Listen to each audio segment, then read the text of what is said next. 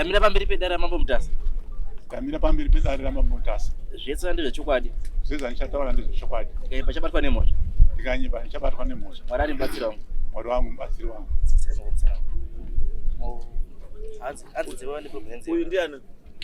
Enoki Mutigwa. Enoki Mutigwa. Ehe.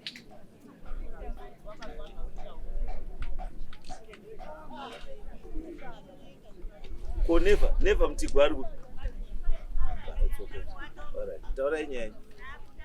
Pamusoro shangana. Yes. Ini inonzi Enoki Mutigwa. Mwana wa Diki Mutigwa. Sandini mwana wa Diki Mutigwa. Diki Mutigwa akauya muchisanza 1978 achitsvaga nzvimbo yekugara nguva yehondo. Paakauya muchisanza muvillage 13 akatsvaga nzvimbo akaiwana kubudikidza nasabhuku anga aripo. Sabhuku ainzi Mujati nguva iyoyo. Saka sabhuku Mujati akapfurwa munguva yehondo 1978 iyoyo. Apfurwa munguva yehondo akanga aine mumwe aigara futi muvillage. Saka zvadaro baba wakawana nzvimbo. Wawana nzvimbo ndobva wapiwa. Wanga waine madzimai avo maviri. Zvikana sabhuku nzvimbo dzandinadzo zvaone madzimai mairi. Ndine imwe nzvimbo iri uku, imwe nzvimbo iri uku. Asi zvakana uchidzida dzakadaro. Baba wakati ndinodzida. Vakapiwa nzvimbo iyoyo nasabhuku. Vakagara. Hondo yese ikapera varipo. Mai vakafa 1992. Muchivanhu chedu tinobvunzana kuti pane here anga akakweretawo kana kukweretwa nemufi. Hapana akataura. Baba wakafa 94. Takabvunza zvakare pane here anga akakweretwawo kana kukwereta mushakabvu. Hapana akataura. Then come 2005 pakabuda nhau yakuti inini ndini ndakapa baba wenyu vekugara. 2005 ndobva yatongwa naHeadman Medani. Yatongwa ikanzi nzvimbo ndeyani? NdeyaMutigwa. Anga yabva kwaSabhuku. Sabhuku akati kana kuri kwakuti vari kuramba yoenda kwaMedzani. Yaenda kwaMedzani ikataurwa. Pakapiwa judgment. Judgment yacho ndinayo. Papiwa judgment.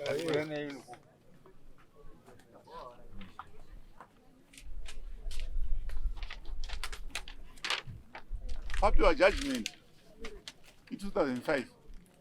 2005 come 2017. Ichibva yazobva nhau yakubva kumusoro kwaDA. Akauya Mr. Kapenzi. Wauya kudaro. Wakauya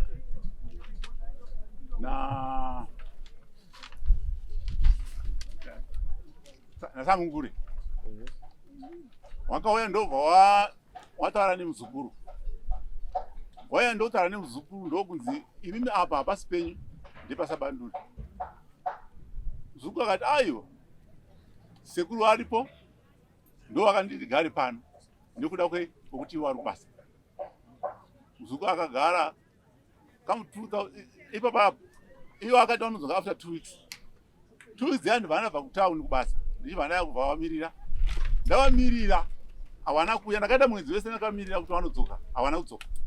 Ndichibva ndadzokera kubasa. Ndadzokera kubasa 2018 wachibva wayabva wapisa muzukuru.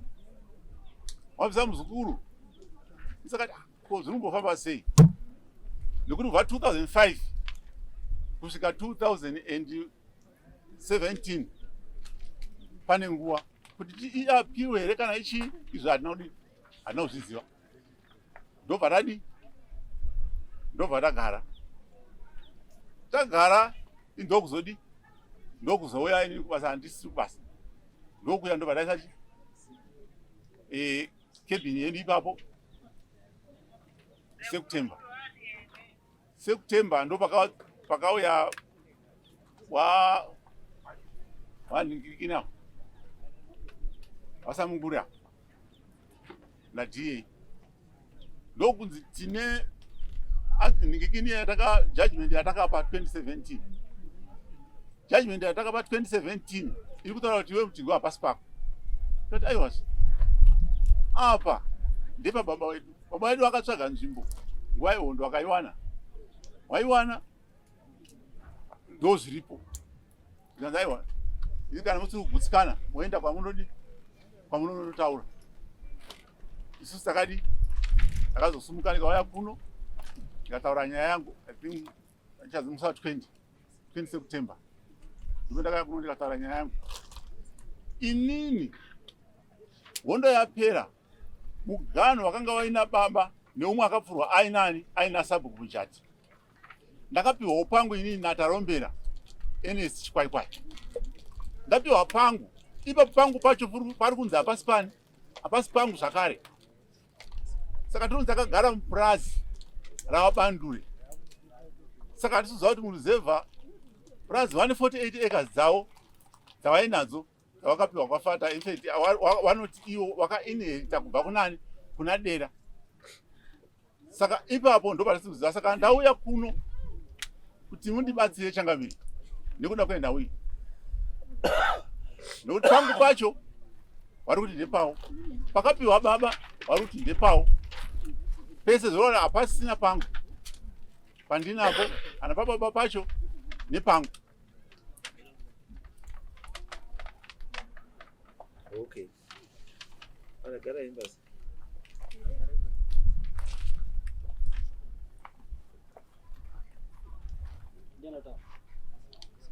Right. Ini shandura kubvunza. Mirai yenyu wasati watotaura. Nezvandira kubvunza. Ndazwa kuti nyaya iyi yakambotongwa ndi. Yakatongwa kupi nekupi? Yakataurwa kwa headman. Chief yapewa judgment yo yanda. Headman. Ndosanuti this judgment I don't like it. Why ndisingaidi? Andizivi. You cannot write tsamba as if you are in 2005. Then wodinda chidindo cha 2024. Yeah. So how then does it become a judgment in 2005? Sama takasvika tichi. All right.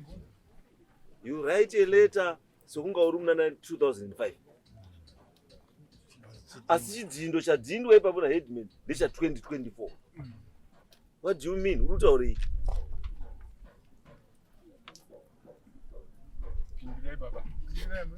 Mandipa imi mati makaenda kwa headman 2005. Andizo. And this is the judgment yakakupa 2005 ndizo. I judgment. Yes or no? Makaenda kwashe 2005. Mukapiwa judgment in 2005. Ndizo. Yes. Ndizo here makapiwa here judgment in 2005. Judgment chakapiwa. Dati makapiwa here judgment in 2005. Wongo takapiwa. That's right. Then ibambo matora oath ke. Ina ndiro vanonyepera. I don't want vanonyepera, especially kana watora oath. Wozvese zvononga wakutaura zvese kwakundinyepera. Murunzwa apa? Plaintiff Eric Murtigwa, Chitsanza Village, Mandeya 1. Defendant Kizito Bandure, address Chitsanza Village, Mandeya 1. Members of the court, presiding officer Romberai Medzani, Mr. C. Mtetwa, Mr. P. Chikati, Ndizoka. Claim, land dispute. Plea. Both parties were present. Defendant was found guilty for trying to grab land that was allocated to the plaintiff by the village head. Result: defendant was ordered not to disturb or interfere with the plaintiff's land as he was allocated officially by the village head. Date of hearing: 8 October 2005. Date of judgment 15 October 2005. Recorder PC chikati. Ndizvo here? Ndizvo. Asanda pizza. Munongopindura zvandikubvunza ichete kuti ndizvo here zvandawerenga ndizvo here? Zvamawerenga ndizvo. Ndizvo. Handiti. Then Headman Mandeya 1 St. Barbara's Mission P Bag 8048 Rusape. Date 22/09/2024. Ndio stembe ya Headman. Saka zviri kuti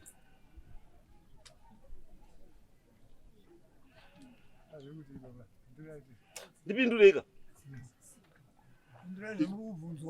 Ndati tsamba yakanyorwa musi wa8 October 2005. Asi yonodhindwa kudare rashe musi wa22/09/2024.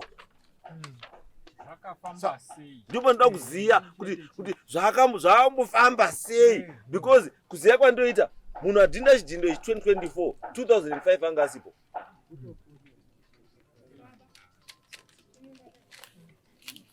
Asi ndiuyu kauyu anzani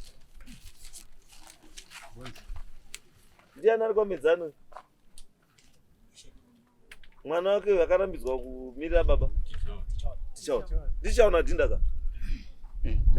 Ndichaona ka?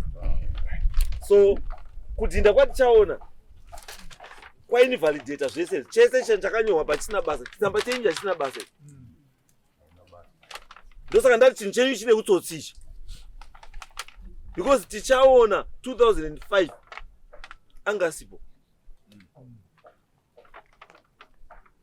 Tichaona as of now haabvumirwi kumira pamberi pewanhu akamirira ishemedzano.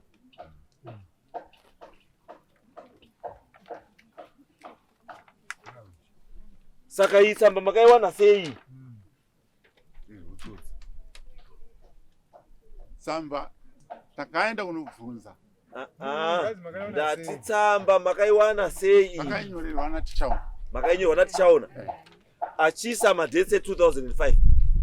Vanhu vakataura nyaya. Matopedza nyaya. Akunyorera tsamba achisa madhetse 2005. Ndobva azokangarwa manje. Imbavha yakapusa. Ndobva yazokangarwa. Ndobva yadhinda yapedza kunyora za 2005. Ndobva yaisa dheti ranhasi. Vakamupa mari. Hatina mari yatakabvisa. Hazviti. Ari kupi tichaona? Mauya naye here? Aiwa. Ari kupi ari kupi tichaona? Ndotapupurire tsamba yake mataura kai ndiye akaunyorera. Ndirichaona akanyora ka? Asi munhu akanyora ndiye akarekodha apa. DPC chikati. Tichaona ndichikati. Recorder anyorwa patsamba apa DPC chikati. Tichaona na PC chikati zvakafanana here? Aiwa zvinofanana. Ndiyo mhosva inonzi forgery. I am going to charge you for this. Ndisina zvokuti makaenderera, handisina nazvo. Iyi yamakaita ndiyo inonzi forgery. And because makaisa forgery is a criminal offense.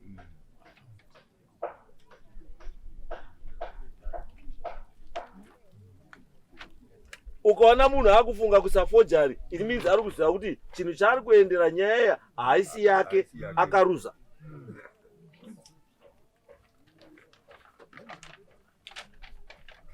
I'm going to keep this letter as evidence in court that you forged.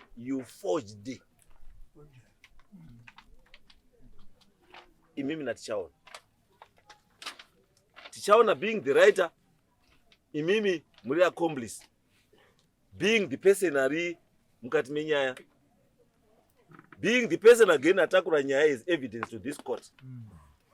And to me kukoti kwangu, you lied under oath.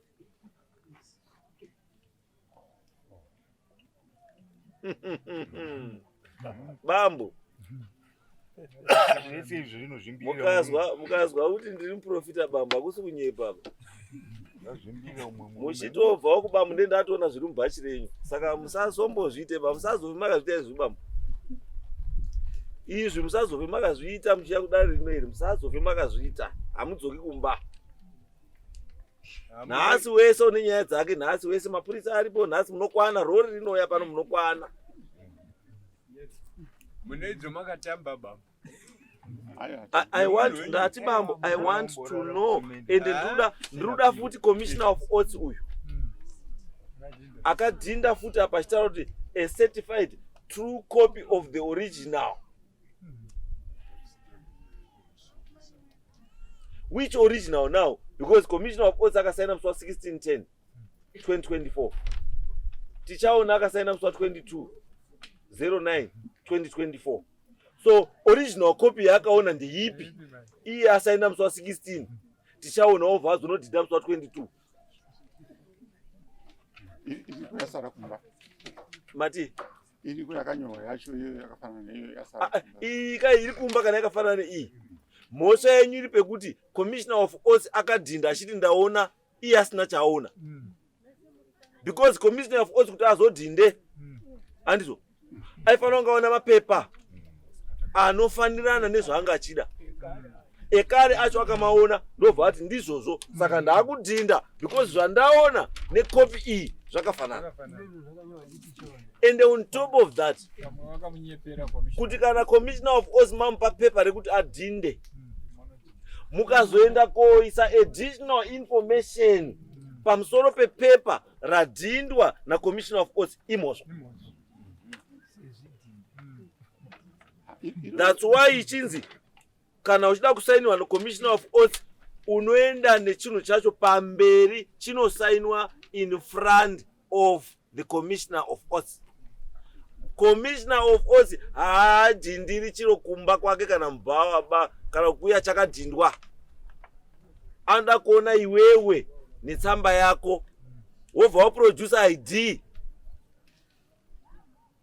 andizo saka nhasi imi mune mhosva commissioner of oaths ane mhosva tichaona ane mhosva makabatsirana kufoja a letter yekuda kuya koita inini benzi panapa. commissioner of oaths takamuratidza yacho yakabva ikoko ndati kwese nekubamuruza zoda kufunga chete. Commissioner of oaths akadhinda musi wa 16 kuti mapepa yandaona akadini akanaka andizo asi paakaona papasina chidhindo chati chaona ba chekukonfirma kuti mapepa aya mama uyana anga afura through ishe Mandeya tichaona kovha azvinodhinda pamusoro pechidhindo chani chacommissioner of oaths akachidhinda rini musi wa 22/09 2024 commissioner adhinda kare tichaona kokodhinda pamusoro after a week after commissioner adhinda 2 weeks after commissioner adhinda imhosva yakakura iyoye chakadhindwa musi wechingani musi wechitatu achidhindirei apa chitatu this week achidhindirei apa icho chamedzani icho ndechekutanga chidhindo icho chacommissioner of oaths ndechemusi wechitatu. Izwai bambo chino munuzandoa alright this is 16/10 but iyi handika muri kuona already chandisiri kuda inini iyi September alright this is October handiti icho ndicha September but still chatichaona handizo chatichaona chakadzimwa ichi chakaitwa sei kuzimwa kuti ndati chakadzutwa apa ndobva chadzurudzutwa futi apa. What was he changing padate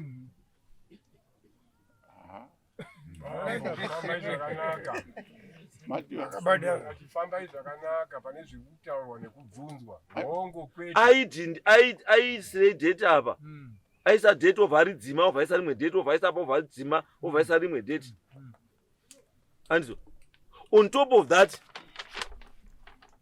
murikona mataura imi nemuromo wenyu kuti akanyora tsamba indiani nditichaona nditi asi tichaona padanho re-2005 anga aripo here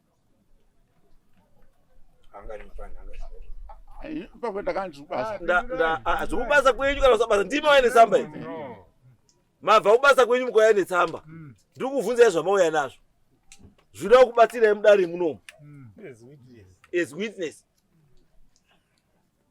Andizvo ndati 2005 tichaona matindi yakanyora tsamba iyi 2005 anga aripo here tichaona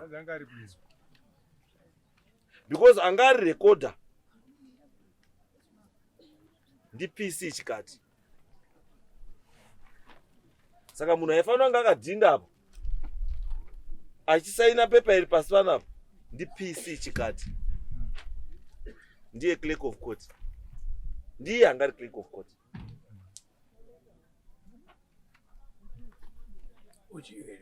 chikati uchiwe auziya makabhadhara tichaona mari iyi takunyorerei tsamba iyi then why akanyora tsamba iyi kuti aikunyora iye aine proper LC4 form LC4 form riripo rakanaka rinopiwa madzishe ese andizvo why akaprefer kunyora nemaoko kudai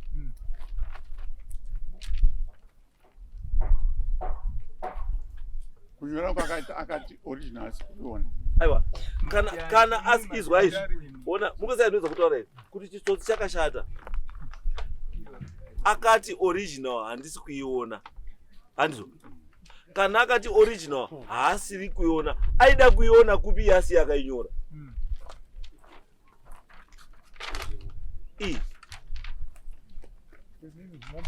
tarisai zvinhu zviri zvakasiyana papi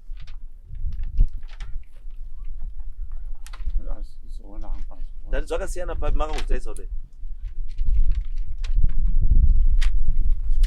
ichi chakataipwa ichi chichikutaurira kuti zvekuita nejudgment zvese zvinonyorwapo asi iyi this is handwritten asi iyi she uyu handiti neuyu madzishe esa wanopiwa zvikwanisiro zvakafanana then why did he prefer kuti haikuti haikunyora pane kushandisa iri panokutora blank onyora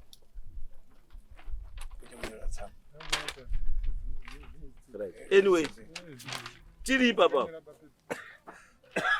ichi ndo chekutanga chekuti kwandiri judgment iyi haina zvainoreva umbavha wega wega.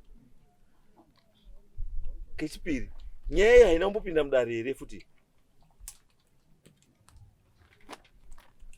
yakazopinda 2017 pakanzi chii ndopandachii ndakanzi basa wakati vari kuwa kwenyu kubasa nekusawa kubasa ndabvunza kuti kwakanzi chii 2017 mudare ra2017 akanzi ndepabandure pakanzi ndepabandure panzi ndepabandure kubva madini imimi ndopelakaya kuzogara musuwa pane judgment yabuda ibva yataura kuti ndepabandure andika movha maenda kotsamira judgment iya pasi pepiro ndobva mati garei 8 years down the line movha madzoka mamatanga kuwaka pamakaziya pasi pani penyu judgment ya 2017 isisarina kuitiwa pawakauya vana vasamungurira wakaita kuti iyi judgment iyi takabvisa chi Mutigwa ngati Mutigwa ndini uyu muzukuru makabvisa aiwa izwai bamu muzukuru waMutigwa akagariswa panzvimbo pasiri pake naMutigwa saka kana pakumaa kudzingwa panodzingwani muzukuru haamoni Mutigwa watora muzukuru wobva agarisa pamusha wani wake ndizvo pakaza pasudiwa munhu apo zvikudiwa kuti adzingwa ndiani Simple answer. adzingwa ndini ndiwe iwewe zvawakanzwa kuti tadzingwa wakatozvinzwa kuti tadzingwa handiti kubva wadii ndo pane question yangu kubva wadii zvawakanzwa wadzingwa ubva wadii wakati tiri kudzoka after 2 weeks 2 weeks havana kudzoka ndikagarira no iwewe zvawasina kudzoka because wanga wadzingwa ka angada kuenda kutoilet ndiana angaine manyoka ndiana ndiwe wadzingwa ndiwe saka nauti iwe toilet chaya kwandiri uruti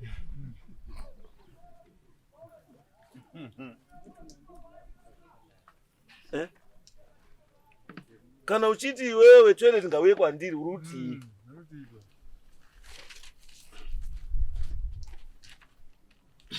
because izwaizve why hatifani kupedzwa dare rino nguva nezvinhu zvamunoziva but muri kutsvaya kuda kuita sei kugadzirisa musi wa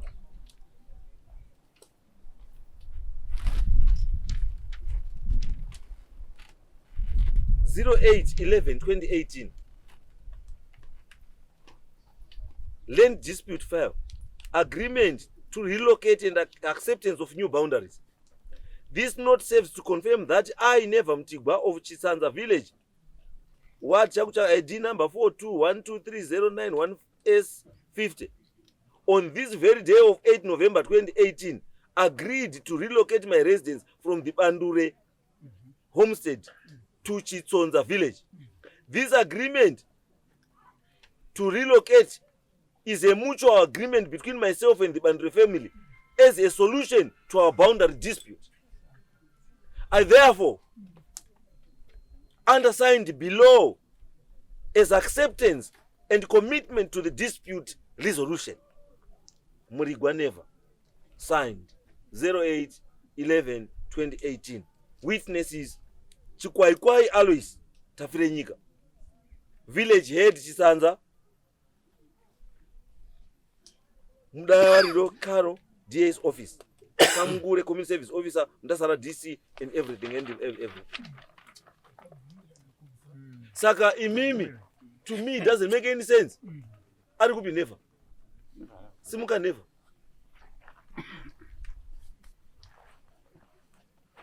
Even never. Kana uruti wewe zvoruta ora iwewe. Zuta wandisekuru wako zviri correct.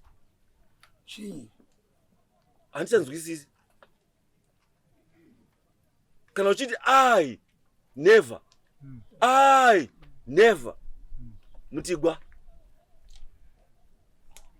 serves to confirm that on this very day of 8 November 2018, agreed to relocate my residence from the Bandure homestead to Chitsonza village.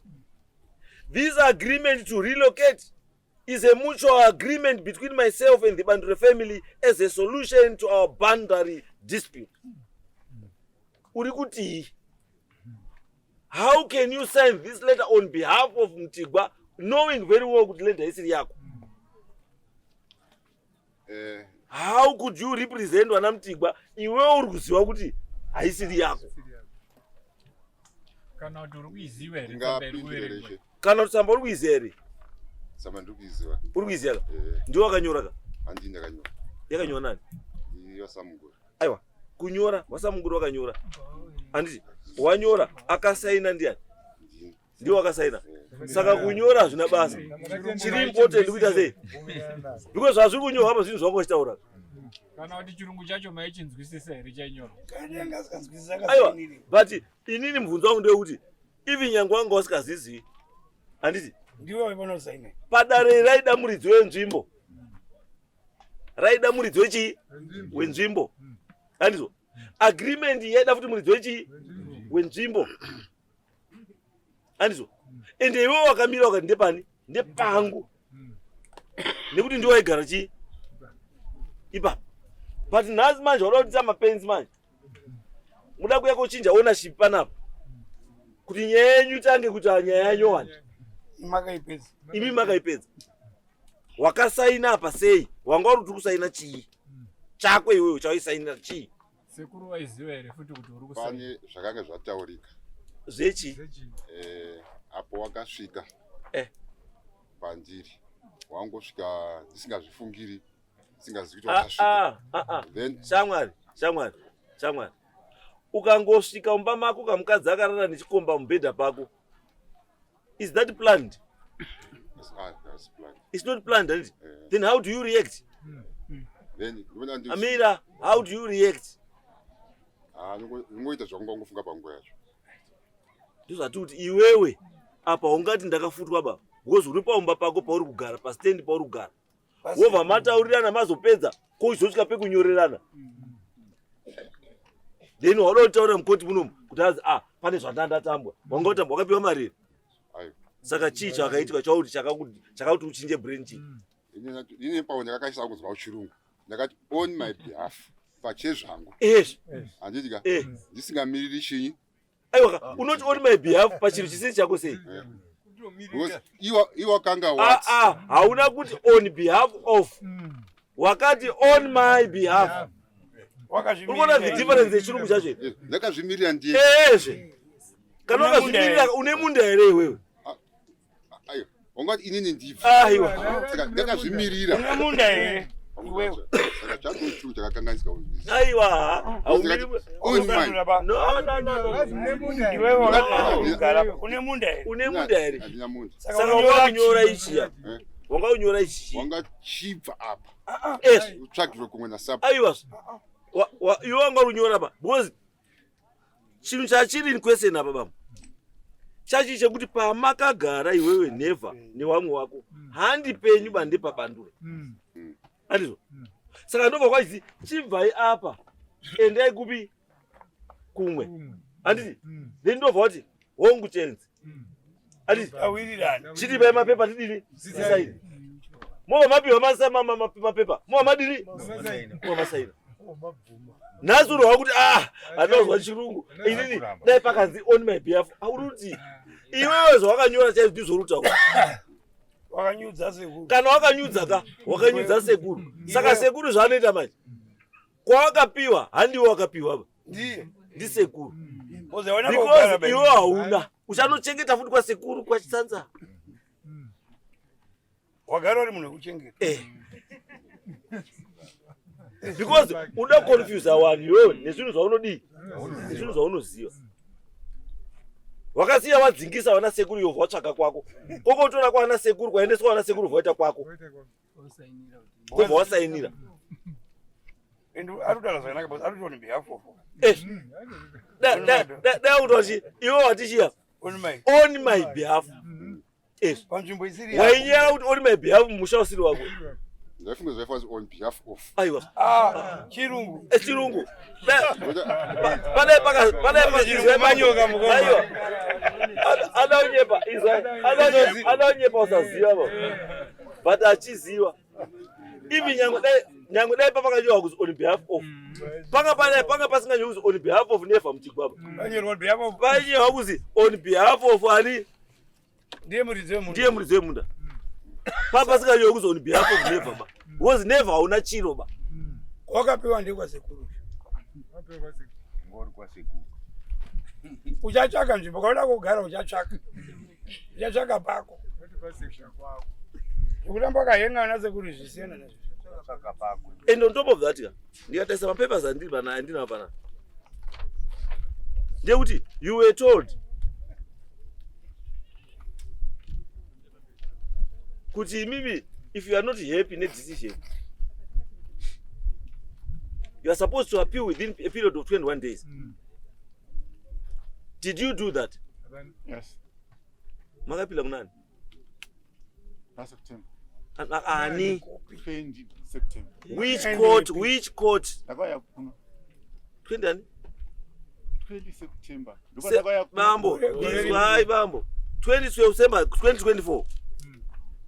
Murukutaura iro ra 2017. Yes. Andafunga murukutaura iro. Ndikutaura ra 2017 iri. Ra 2017 isati nakuapila. Yes, but according to my papers are out of makataurwa imi kuti kana musiri kufara neizvo aitika izvo, you are supposed to appeal within 21 days. Against the decision. Ndikurevera iri. Iri pandakaona chimirira chi. Makaapila here.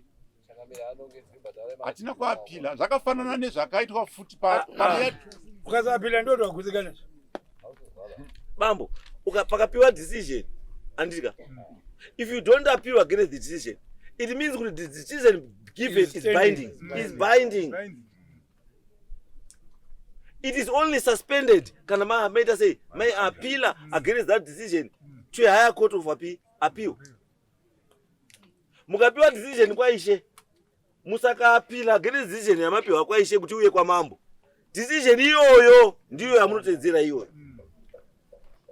Iyo yacho ndo isina kuitwawo neyokabandure kuti isusu zvamatitonga muchiti apa ndepamutindwa hatina kuona ikirikiri tsamba yekuti isusu hatina kufara nazvo sezvatakaita isusu kuya kwamuri hawana Bambo nyaya iyi I've got the background Bambo.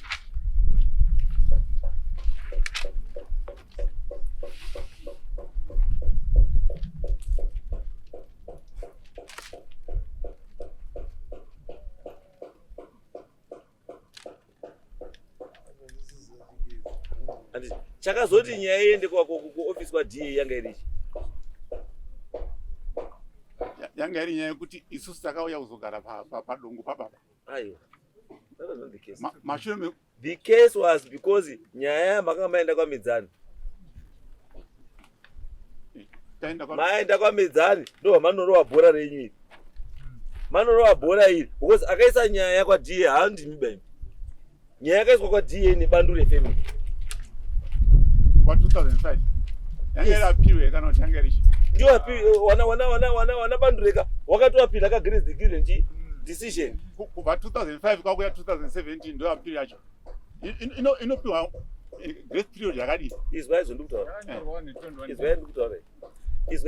baba problem yemuri kuitaka you are trying to be technical. Don't try to be technical. Tarisa nyaya badzi kuti nyaya iri kuti chii andizvo because ndiri kuti inini nyaya iyi makatonza appeal but hamuna kuappeal anditi but madaro musina kudaro handitika imimi instead yekuti munge mutonetsana kukoti kuno muchaya kukoti kuno muchaya munhu wamunofanira munonetsana naye imi bambo ndinevha uyu munhu akatengesa nyika yenyu ndinevha uyu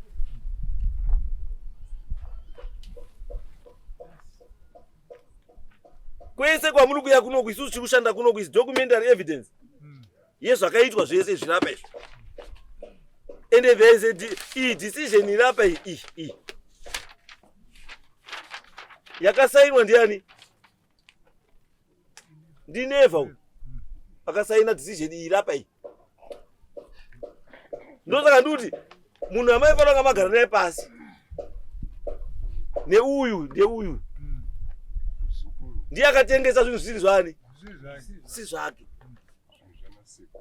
tiri ipapo iyo tsamba yayo takaikumbirawo iyo kuofisi kwani kwasamungure twice asi hatina kuipiwa iyo yemakabata makaikumbira riini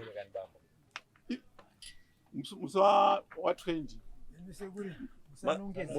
musi wa 20 gore rino musi wa 20 mwedzi uno mwedzi wakapera musi wa 20 muna September ndopa makainyimwa kutanga musi wa 16 musi wa 16 takaenda kuofisi hatina kuipiwa tikanzi endai kukanzo takaenda kwa GA tikanzi endai kukanzo patasvika hawana kutipa tikasiya tataura kuti no kana bvira tiisirei pafoni tikadzoka futi musi wa 20 imi mamuda kuishandisa chii taida kuti tigozoya naye kuno kuti ndinayo kai ini zvese zvinoitika zveleni zvekommunal land ndendinadzo zvese zvinoitika kumadzishe kwesoko zvese ndendinazvo mukazvitarisa handiti iyo yakaita zvekunyorwa haina kuitwa zvakaitwa yemusi wa 5 iyo munoziva chinoitwa rebambo muri kuona the difference between this letter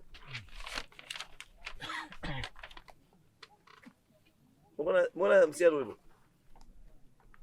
maona musiyano wacho kuti dheti rakanyorwa apa ramusi wasainwa dheti nechidhindo chekanzo zvakafanana dheti riri kutaurwa nezvaro mukati nechii zvese zvakafanana asi pane iyi tsamba iyi dheti rakaitwa nyaya 2005 nedheti rakaiswa commissioner of oaths nedheti rakadhindwa namedzani zvese zvakasiyana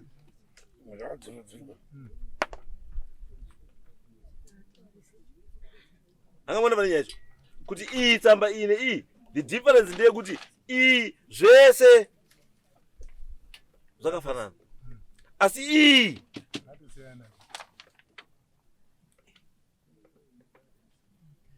because inini kwandirika, you cannot use this tsamba ichi as evidence in a court of law kuti judgment. Haisi judgment by. Ifojari. Ndoda kutokutongai. Medzani nemi na commissioner of courts. I want to know kuti commissioner of courts akadhinda apa aonei. Ndisho anoda kuona ichocho. Because akaenda netsamba kuna commissioner of courts ndiye. Ndimika. Sechitatu. Saka chamakaenda nacho chii chakazoti commissioner of courts adhinda. Tsamba yayo ndaikanganwa kumba. Aiwa. Tsamba yacho maikanganwa. Yakafanana nayo. Aiwa. Iri yechi yakataipwa here. Aiwa, haina. Haina taipwa. So the difference is the same. Kana yakanyorwa nemaoko kudaiwo. Bambo. Kana yakanyorwa nemaoko sei. Hapana musiyano. Andi but ini ndiri kuti ndiri kuda judgment isina kunyorwa nani? Natichaona ba. Ndiri kuda judgment yakanyorwa nani? Nachikati. Because pakapinda nyaya yenyu sekutaura kwamuita imimi angari clerk of court ndichikati haasi tichaona ba.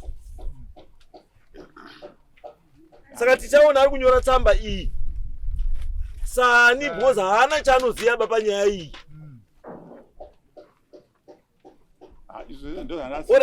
Alright. Tinokwanisa kuita zvinhu asi zvinozoprova kuva very expensive kwamuri. Kuti ndakuchikumbira kuti endai motore tichaona nababa wake ndakuwada kuti wakuwapindure mvunzo. Ndingapindura kunge baba. Aupindura kuti tichaona kai. Aiwa, mafambira akaita tsamba yacho. Yakafamba sei? Zvakaitika ngezvekuti ndakaenda kwatichaona kwamukashe mumezana ndasangana natichaona matati kukumbira judgment ya 2005 vanzi ndichakutsvagira munekavira mavo handitika ndichibva ndazita zvokufona handitika tichaona wazoiona here hanzi ndiri kutsvaka kandakutsvaka tichazoti inyorwe ndezokutumira nekombi saka vazotsvaka vazoti yakaonekwa saka chakutumira nekombi saka tinyatsi kuzwa actually munhu akanyora hatizivi kuti ndiani yakaita zvokuzotumirwa. Akamona muri tu ipa baba. Mawada kutonyepera muri tu ipa. Uyu wati yakanyorwa nditichaona. But mimi mawada kubudisa tichaona mukati menyaya. Asi uyu wataura tichaona ndiye akanyora tsamba iyi. Abonze munhu communicate naye. Aina uri kwati akanyora ndiye. Saka iwe kufunga ko kana tichaona saka akanyora ndiye. Because ndaramedzana hanyori bode. Ndiye akanyora. Ndose asizwa akanyora ndiye. Asisai ko communicate nani? Saka judgment itowana tina na tichaona ndaiona. Ndiyo here. Yanga notumira pakombi. Ndiyo yakuti ndaiona. Amene ndifunga ndiyo. Aiwa. Bambo. Mati mimi tichaona wati judgment ndaiona. Ndichaitumira pai pakombi. Kwa mati yakazouya. Ndosa ndikubvunza kuti ndiyo here yakauya. Zimazifungire ndiyo. Aiwa. Ndiyo. Ndiyo ndio akaitambira pakombi. Right. So kana iriyo iyi. Iri veri ndosafuti kuna bambo. Ino nzosafuti kuna bambo wapi? Kuti akazonoisisa zvidhindo izvi ndi bambo awo. Chidhindo icho chiri pasi icho ndindakachitisa musechitatu. Ko ichi yakadaro payakanyorwa pacho. So yakauya yacho yakangoya yakadaro. Izwa izvo bambo. Kana chatonyorwa kudai nemadhesi angamana muzangu anotaura kuti zvazviri nani kuti tichaona anoninyora kuti mambo Mutasa nyaya yakati ishemedzani wati gore rakati takatonga nyaya yakati nyaya takaiona yakadai zvakabuda zvakadai handizvo tsamba iyoyo yezvakaitika musi iyoyo hatisiri kuiona pairi ba wobva adini baba wabva asaina wobva adhinda chidhindo chenhasi kwandiri nyaya yatodini noti kuti murundi taura kuti tsamba yashayikwa asi murundi chauya nayo azonyora apa ndiani because I know very well kuti tichaona 2005 anga asipo ba saka azonyora nyaya yezvinhu zvakaitika asipo. Ari kunyora sani. Chinobva chaita chitsotsi umbavha. Unoti chero mukatarisa akatoenda kudai. Akaenda kudai. Mukoma wangu ini mutini wangu. Ndakatoenda kudai. Ari kupi mukoma wacho? Ari kupi? Akashaya. Ndira ngamuona. Zvo zvanizosafutika kuti kana mukoma wenyu ari akaenda kudai. Na never. Saka sei mukoma wenyu akazoti never. Azonyore kuti ai never. Imi mukoma wenyu muri dzere ndangari. Sei never akazonyora tsamba. Mukoma wenyu anga aripo asina kunyora tsamba. Anga atoshaika. Kubva kukoti nhasi nekutoshaika. Imi. Kubva kukoti nhasi nekutoshaika. Aiwa. Mukoma akashaika kumashure. Aiwa izvo bambo. Kana mati ndiye anga aripoka, it means kuti nyaya idzi dzakaita kuti neza kusvika never azodini, azonyore apo. Andizvo. Mukoma anga aripo. Mukoma akashayika rini? 2006. Akashayika rini? 2006. Saka hapana umwe anga aripo padare ipapo kunze kwamukoma iyeye. Ndiye ega akaenda kudare kwachekwa. Akaenda nini? Ndiwe never. Zviro zvese zvinewe never. Saka sekuru nemuzukuru chimbodzokerai munogara pasi futi mutaurirani pazodzoka maronge. Because nyaya iripo chokwadi chiripo noita according to these papers nechii zvese zvinhu zviripo apo zvirikutaura kuti everything is there. Zviri kutaura kuti chini chapana munhu akabirwa ba. Chini chakawiriranwa mukaita sei zvese mukaita. Because in the first place the reason why never wakapiwa nzvimbo yekugara kwanyatsanza is because of this case. Munozwa nyaya ngubairi kuti never agare pari kugara kwachitsanza. Kugara kwanever kwachitsanza ndo chekutanga sign yekuti nyaya yedu yapera. Because land iyo yakapiwa kwachitsanza yakapiwa iri alternative chi. Akamuzwa bambo. Yakapiwa iri kuzi hatichakubvisi hedu mahala masabhuku chibatsirai sabhuku chitsanza ndobva ati no ndinapo pekuti wadi waenda ndobva wanongedzerwa ndobva waenda wanogara. Asi pakunogara ipapo wakanogara pasina yasekuru. No, itori yasekuru asi akanonyoresa kubhuku ndi never. Never wabva anonyoresa mubhuku kuti ngeyangu. Asi pari pani Because akabviswa uko hasi never ba. Akabviswa uko hasi never ba ndisekuru. Akaiswa uko ndisekuru hasi never ba. Iyo never tipetinzo. Uneche kutaura here pane zvekutaura. Never akabisa munda wasekuru. Chikutaura ndinacho. Batipe nenyana sekuru. Aiwa, atinoti inotora according nemapepa endakabata nezvamunotaura ndozvandinotaura chini. Ini handitauri zvausinonitaurira. Zvausinonitaurira handingotauri. Imimi right now murikugara kupi? Chipadungu pababa. Kupi? Ipapa pakafita na baba wacho ndo patiri. No, it's where baba.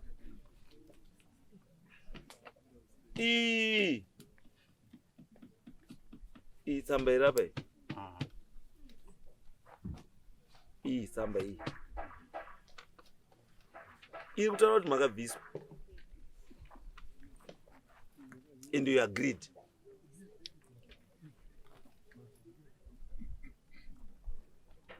Ndozvaitwa. Makabviswa mukabvuma. Asi izvozvi maakuda kudzoka. Never kwarugara kugara naniyo. Nemuri yako. Kuwana sekuru wari. Wari kwa huko kuvanogara waigara. Saka iwe pawakaenda kugara apa. Wakaenda kugara ipo uchiti uri anipo pa. Papi, ngwandire kana kwana sekuru. Kwauri kugara ipo. Kwandugara izvozvo. Ana vazi munhu vasabuko kumbiro kugara. Aiwa. According to my papers, according to these papers, and sabhuku ndiye akazitsvagira vanhu vabve apa waende apa. iwe wakasainira zvese izvozvo ndiwe. Saka iwewo in the process yekuita zvese izvozvo wana sekuru wari kuita kuti muzukuru tine muzukuru wazozwa kuti muzukuru imbavha unoba nepenzura nepepa. Ndofanira nditaure kuti mafambiro acho zvakaita ka zvakangondisvibisa mwoyo kuti ini rekanitsvaka mbokuti kuti aiwa iwe unosvipa mwoyo nechinhu chako iwe zvakafanira kuti mukadzi wemunhu aura woti inini ndakutobva pamusha pana bhozi mukadzi wamukoma waura zvava zvandisvipisa mwoyo ndakuenda hangu kugara pamusoro pegomo anei newe mukadzi wamukoma wako mukadzi wamukoma wako iwe mukadzi wake wahura zvingakubvisa pamusha pako here izvo?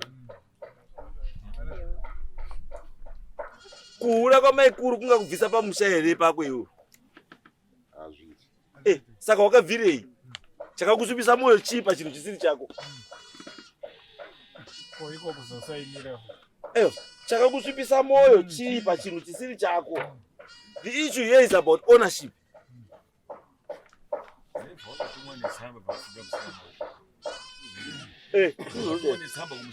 Exactly.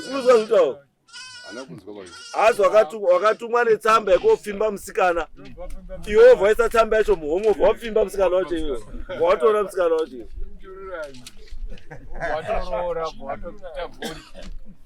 Saka nyaya hapana yakomana. Nyaya iyi according to these papers nezvandiri kuona apa. Chandiri kutoona apa ka.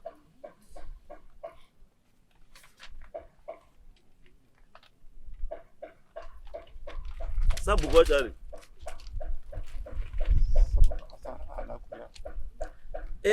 Munosiya vanhu vacho vari critical kunyaya yenyu munovasiya. Because apa kapa village eri chikwaikwai ndiani? Aripi? Ndakamugona waniwo ndiwo wane chekuita nenyaya iyo medzani nachikwaikwai.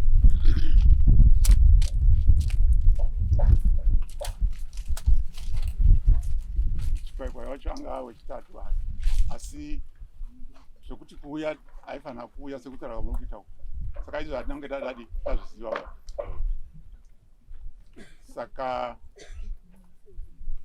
vari zvinezvi sekutaura kwamuri kuita inini pangu pandakapiwawo pandiri kutaura ndakapiwa 1983 naSabhuku Tarombera Chikwaikwai. Pari kunzi zvakare ndipangu nemuriwo kwaBanduru. Saka hatisizoziva kuti patichagara pacho ndipapi. Pababa yesi paGirebwa. Then pangu pacho ipapo ndo panonzi futi hapasi pangu. Ndo chachichemo changu. Izwa ibambuka. Mukapinda mupurazi remunhu ka. Hazvina basa rekuti wagara kunorth, kusouth, kuhii, wagara pakati, wagara kupi. As long as purazi riro riri remunhu iye, ukaramba uri kuti wagara panhasi uchigara pa. As long as uri mupurazi riro unochakamba uri kudzingwa. Sekutaura kwandaita.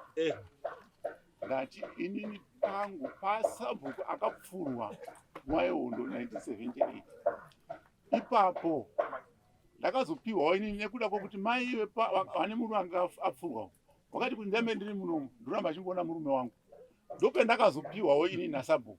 Saka ipandakapiwawo naSabhuku 1983 ndipo zvakare pandiri kuti pari kutorwa Izwa ibambo. Zvamatotaura kwandiri hazvito make sense. Murunzwa?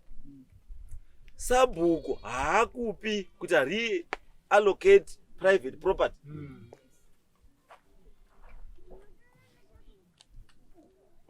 Sabhuku anopa virgin land. Apo pasina munhu akambogara apo pasina chii kana chii ndo panopiwa naSabhuku. Noti kuti apo pamba pane dzimba idzo Sabhuku osvika oti ndakugadzika munhu ipapo. Hakuna zvakadaro. Shangavire zvandiri kutaura ndezvekudai. Ndiri kuti amai vane murume akapfurwa naSabhuku handiti. Wakasarenda kuti inini handichakwanisi kugara muno. Tipei tsamba yacho. Because kana munhu uchisarenda tsamba kusasa kumusha kuna Sabhuku unonyora tsamba.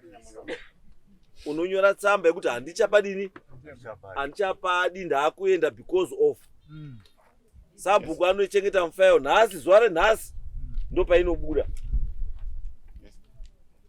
83 handisi kuziva zvangu kuti kana vasina kunyorerwa tsamba kana vakadi aiwa but to me has make sense. Why has make sense kuti munhu akafurwa 1978 and hondo yacho iri kutopisa haana kukwanisa kubva ipapo kutiza wozoti hondo yatopa ndatosununguka 1983 ndio pakutanga kuti ndakutiza ndakwenda. Imi murungoti here nekuti makwana pasina munhu mukafunga kuti pamwe munhu ndozvatiza kana kuti muruti kozi mukadzi kana akuona chipoko chemunhu yamuizva zoti akabayiwa nepfuti saka mukadzi anoona chipoko chei munhu wamuruziva imi muti akabayiwa nepfuti handisi kuti akawana chipoko kana kuti kudii kwati kuti aiwa kuti chipoko iri andotata chipoko aiwa. Anyway iyi nyaya yega iyi tingaswera tikunetseka tichibva panapa for now ka 20 minutes nyaya iyi musha uyu ndewekwabandure according to these papers. Musha ndewekwabandure.